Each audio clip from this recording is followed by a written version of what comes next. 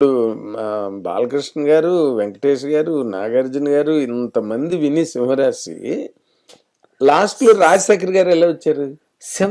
నా కథ విన్నారు. సింహరాశి కథ వాళ్ళు ఎవరి దగ్గరికి వెళ్ళా. Okay okay. ఈ కథ ఎలాగ మరి మిస్ అయిపోయింది? ఈ కథని అలా ఆపి ఈ లోపు నేను మహేష్ బాబు కథ చెప్పాను. మహేష్ బాబు హీరో అయిన 3వ రోజు ప్రకాష్ రాజు మేము ఫ్రెండ్స్. ప్రకాష్ రాజుని ఇంట్రడ్యూస్ చేసింది సంకల్పం సినిమాలో. అవును. అప్పుడు ప్రకాష్ రాజు మహేష్ బాబు సినిమా రాకుమారుడులో ఫాదర్గా చేస్తూ సముద్ర ఇట్లా మహేష్తో చేస్తున్నానరా, నీకు పరిచయం చేస్తాను రారా అని చెప్పేసి పిలిచాడు. మహేష్ బాబుకి కలవంగానే మహేష్ బాబు డిజైన్ చేసి చూపించా. మహేష్ బాబు చాలా ముచ్చటపడ్డాడు. అబ్బా డిజైన్ చాలా బాగుంది సార్, ఇంకా చేపియాల్సింది. కానీ అట్లా మహేష్ బాబుతోటి కథ ఓకే చేసుకొని ఆర్బి చౌదరి గారు వాళ్ళని తీసుకొచ్చి పరిచయం చేస్తే వాళ్ళు ఇది హెవీ బడ్జెట్ కదా అని దాన్ని పోస్ట్ మన్ చేస్తూ రీమేకులు చేద్దామంటారు. మహేష్ బాబు ఏమో నేను రీమేకులు చేయను కదా సార్, మనకెందుకు సార్ రీమేకులు కావాలని వాడు మహేష్ బాబు. అట్లా లేట్ అయిపోతే ఆ టైంలో మాయి అని తమిళ సినిమా వచ్చింది. ఓకే. వచ్చేసరికి అప్పుడు ఆర్బి చౌదరి గారు ఈ సినిమా పెద్ద యావరేజ్ సినిమా ఇక్కడ, సో వానత్తపోలని మా అన్నయ్య అనే సినిమా చాలా పెద్ద హిట్ అక్కడ. సో మరి అదే యావరేజ్గా ఉంటే మరి తెలుగులో ఎలా ఉంటుంది చూసుకో ఒకసారి అన్నారు. అన్నాక సినిమా చూసా, నాకు నచ్చిందండి, నేను చేస్తాను ఇది అని చెప్పాను. ఎందుకంటే నేను చేసింది ఫస్ట్ కథ మదర్ సెంటిమెంట్, ఇది మదర్ సెంటిమెంట్, ఇది యావరేజ్ కదా అన్నాడు చౌదరి గారు. ఏది మాయి సినిమా లేదండి ఇది తెలుగు చాలా పెద్ద హిట్ అయింది, నేను కరెక్షన్ చేసుకుంటాను అన్న. అప్పుడు ఏం చేశారు, రాజశేఖర్కి చెప్పారు. రాజశేఖర్కి చెప్పేలోపు నేను నరసింహనాయుడు చేస్తూ బాలయ్య బాబుని అడిగా. బాలయ్య బాబు ఏమన్నారంటే, సూపర్ గుడ్ వాళ్ళు నాకు అడ్వాన్స్ ఇచ్చి ఇంతవరకు టచ్లో లేరు సముద్ర, వాళ్ళు వచ్చినప్పుడు చూద్దాం, నీకు నేను వేరే సినిమా చెప్తా, ఇది ఎవరితోనో చేసేయి అన్నాడు బాలయ్య బాబు. అప్పుడు చౌదరి గారు ఏం చేశారంటే, షిండే వచ్చి నిన్నే ప్రేమిస్తాను హిట్ ఇచ్చున్నాడు. అవును అవును, మన షిండే నాగార్జున గారు శ్రీకాంత్ నాగార్జున. ఆ సినిమా ఆయన ఏం చేశాడు, రాజశేఖర్ ఫోన్ చేసి చౌదరి గారు, రాజశేఖర్ ఇట్లా కొత్త డైరెక్టర్ సముద్ర ఒక సినిమా రీసెంట్ హిట్ ఇచ్చున్నాడు షిండే, వీళ్ళిద్దరు ఎవరినో చూస్ చేసుకో అనగానే రాజశేఖర్ లేదు సముద్రాకే ఇద్దాం, సముద్ర షార్ప్నెస్ నాకు నచ్చింది, సముద్రాకి ఇద్దామని. రాజశేఖర్ గారు ఆ మాట అనటం వల్ల నాకు ఫస్ట్ అవకాశం దొరికింది. అప్పటికే నా కథ విని ఉన్నాడు రాజశేఖర్ గారు, అదే సంగతి.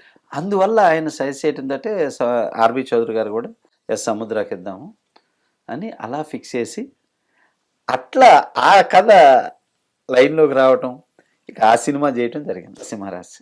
మహేష్ బాబుది టోటల్గా బడ్జెట్ ప్రాబ్లమా? బడ్జెట్ ప్రాబ్లం అది ఇప్పుడు కనపడగానే మహేష్ ఏమండి ఆ కథ ఉందా అంటాడు మహేష్ బాబు, అంతేది. మరి ఆ తర్వాత మళ్ళీ మహేష్ బాబు మార్కెట్ పెరిగింది, పెద్ద హీరో అయ్యాడు, ఎంత బడ్జెట్ అయినా ఓకే.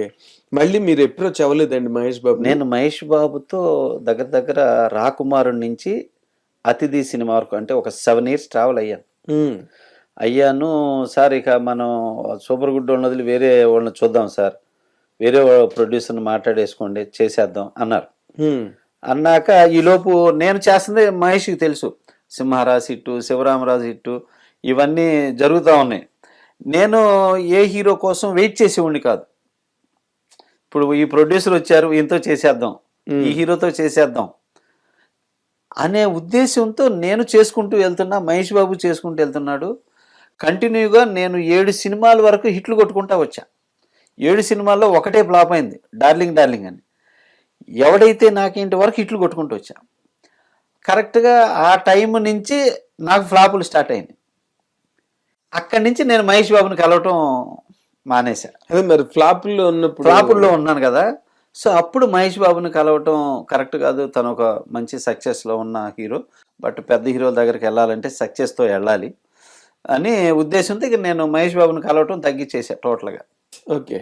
అట్లా గ్యాప్ అయిపోయింది. ఓకే.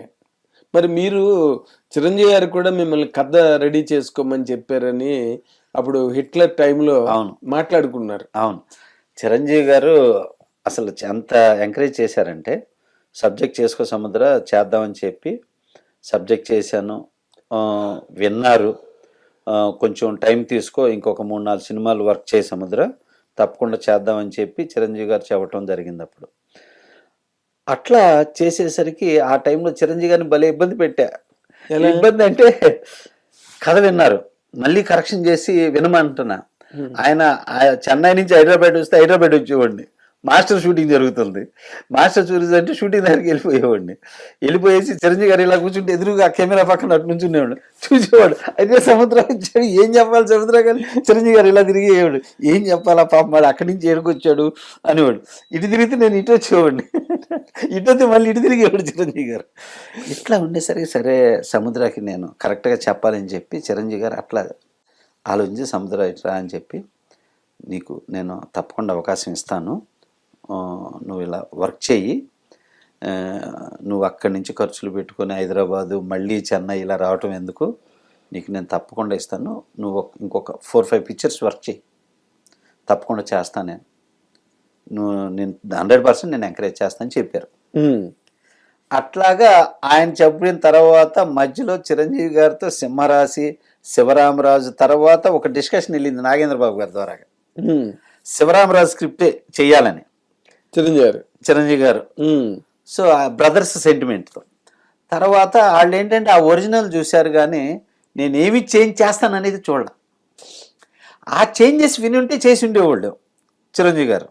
ఆ చేంజెస్ తెలియదు, వాడు ఒరిజినల్ సినిమా చూసి ఇదే కదా, కొన్ని బాగున్నాయి కొన్ని బాగాలేదు అనుకున్నారు. అట్లా అక్కడ మిస్ అయ్యి మధ్యలో షూటింగ్ జరిగేటప్పుడు ఆ చిరంజీవి గారి షూటింగు నా షూటింగ్ పక్కన జరిగేటప్పుడు వెళ్ళి కలిసేవాడిని.